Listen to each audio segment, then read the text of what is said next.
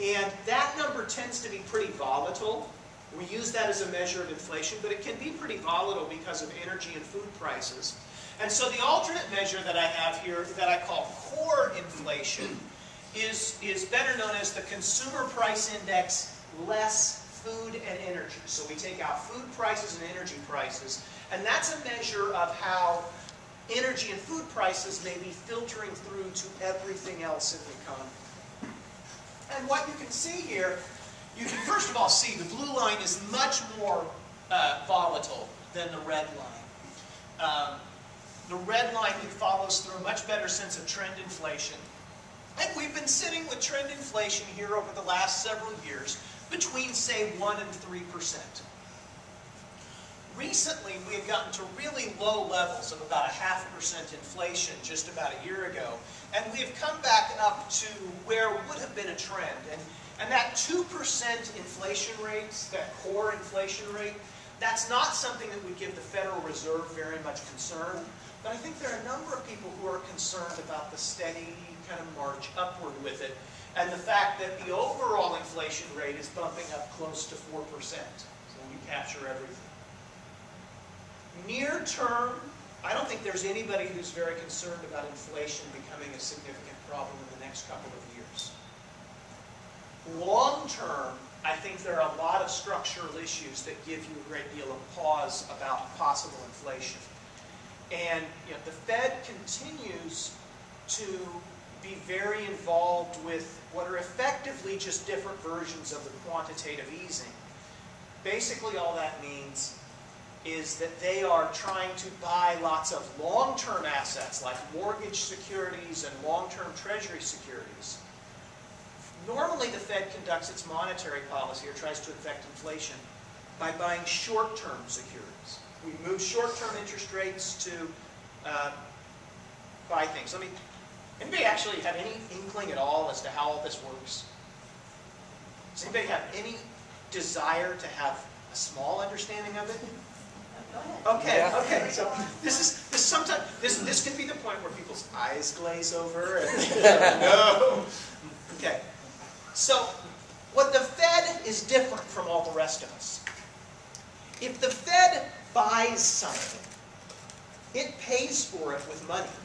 Actually, what they do is they put a little blip and just put deposits in your bank account.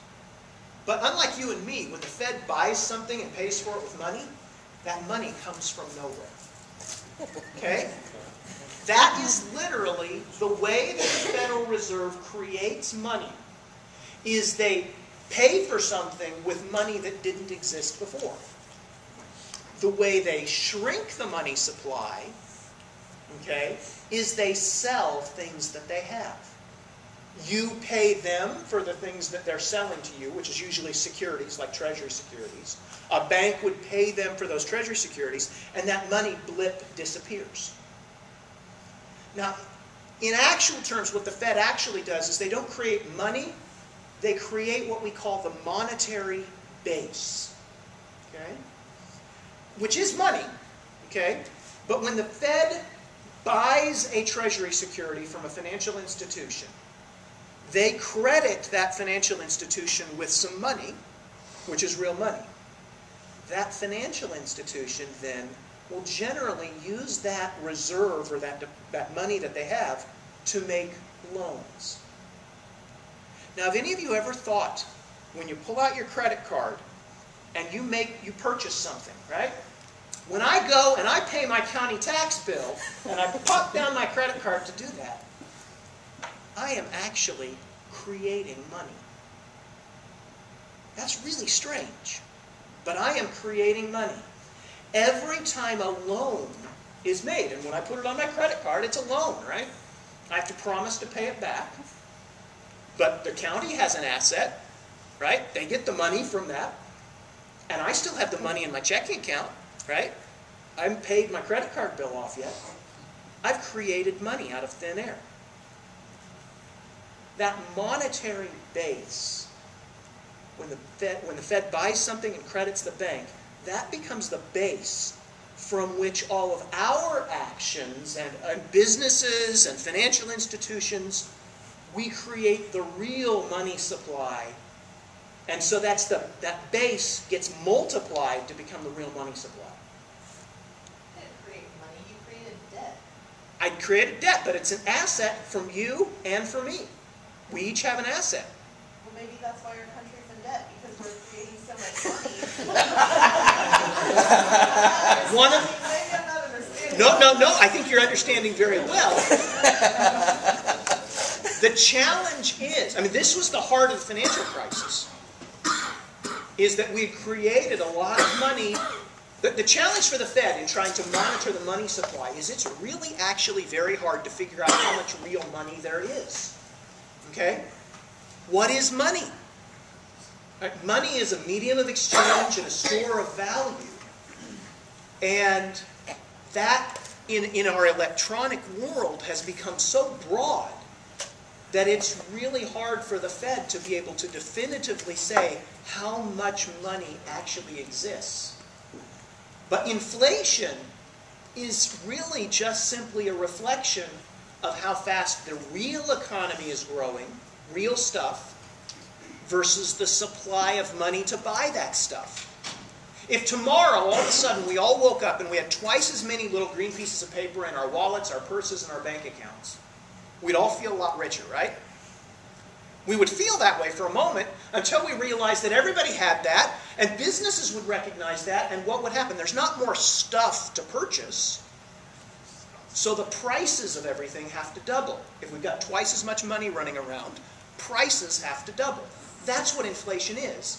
The Fed's goal is to try and keep the money supply growing at about the same pace as the economy is growing. If we do that, we have no inflation. The challenge is we don't really have any control over the money supply. We can only control the monetary base. Now, getting back to your comment and question, which was a really good one, the financial crisis really reflected what we call deleveraging.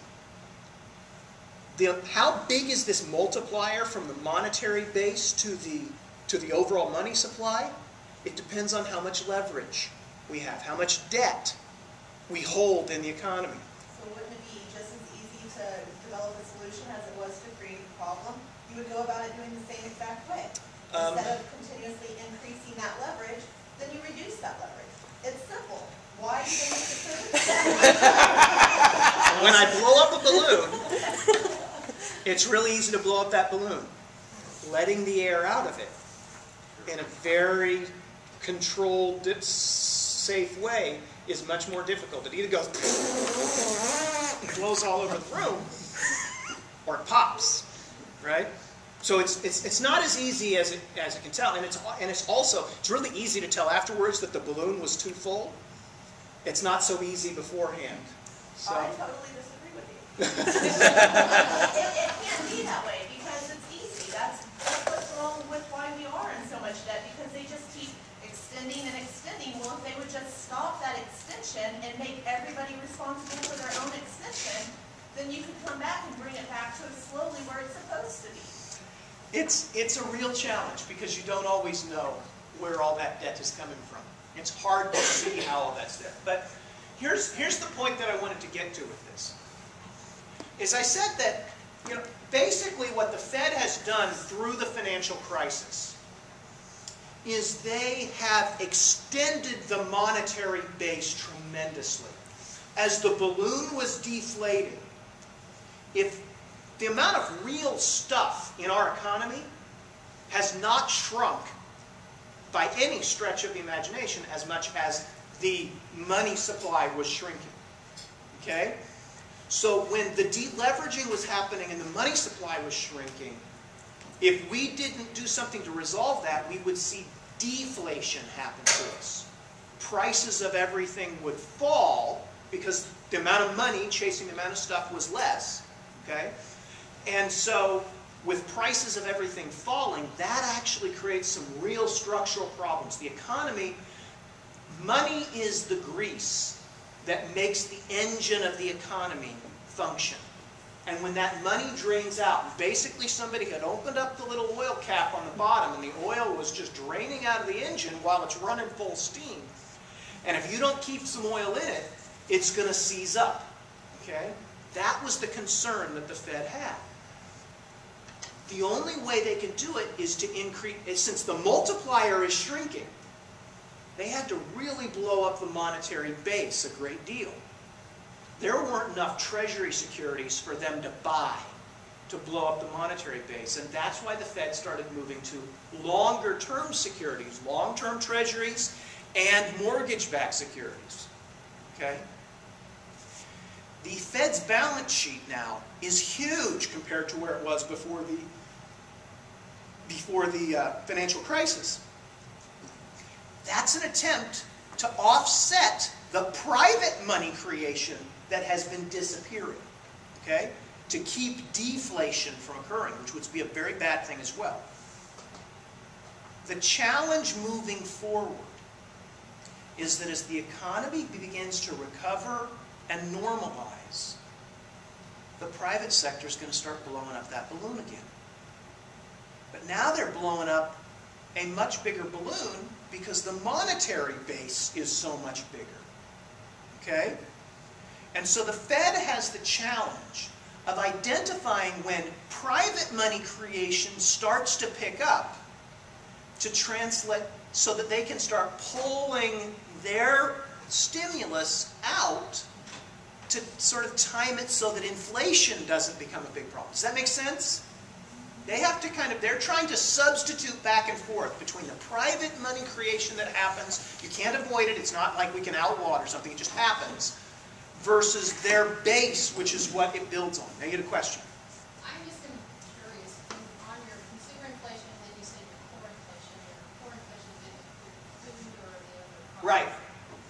How can you measure where, when you go to a grocery store, the per ounce dollar is higher than the quantity of the ounces are smaller? How do they balance that? That's a really good question, and it's something that they constantly work on. I mean, how do you measure a computer, right? I mean, the computer that I bought when I first went to graduate school in 1990, I guess, I bought this computer. It was a 486, true 486, 25 megahertz screamer. You know, that's the way you always advertised it then. 4 megabytes of RAM, 105 megabyte hard drive, 14-inch color VGA monitor, and that thing cost me $3,400. Right? The phone that I've got here has more memory and computing power than that thing did. And so dealing with those issues of quality and that is difficult. Quantity issues are easy. They can make those adjustments pretty quickly. But quality issues and issues of stuff that's in our basket of goods that we buy today. How many of you have broadband internet service at home? Right? How many of you had it 10 years ago? A couple maybe, but not very many 10 years ago. Those changes, they're constantly trying to work in, and there's lots of different ways that they try and deal with those issues. They do try and make those adjustments, and whenever you see in the news where there's been some big adjustment in these things, that's usually what it is. They've re-benchmarked something to try and account for exactly the things that you're discussing. So, here's the point of this whole digression, which I hope you found interesting in its own right, is that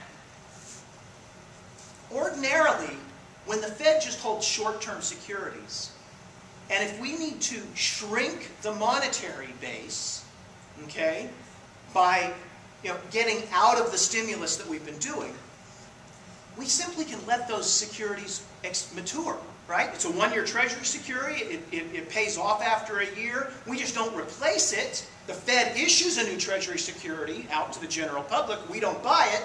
It has the natural impact of unwinding the monetary stimulus.